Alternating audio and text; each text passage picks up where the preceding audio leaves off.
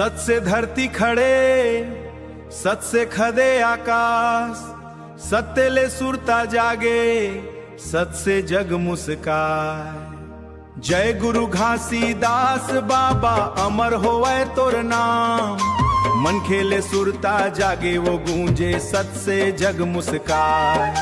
जय गुरु घासीदास बाबा अमर होवे तोर नाम, मन खे एक समान गूंजे सतनाम है सतनाम।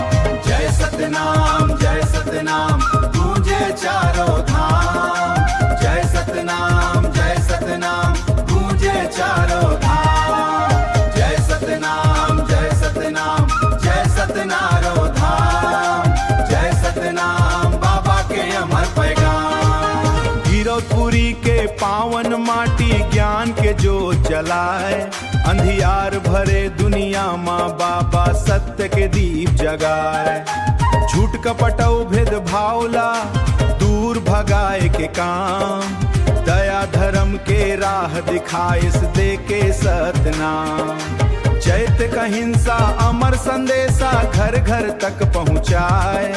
नशा छोड़ाओ हिंसा छोड़ाओ प्रेम बढ़ाओ, थाम बाबा के बतलाए रद्दाम चलो सबो अविराम।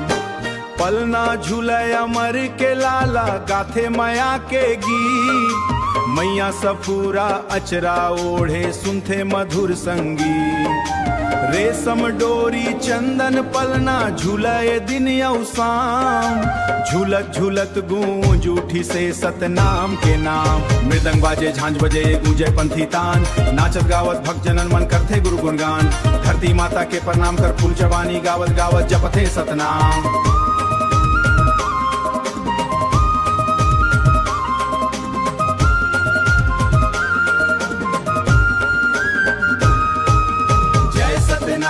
जय सतनाम गूंजे चारों धाम।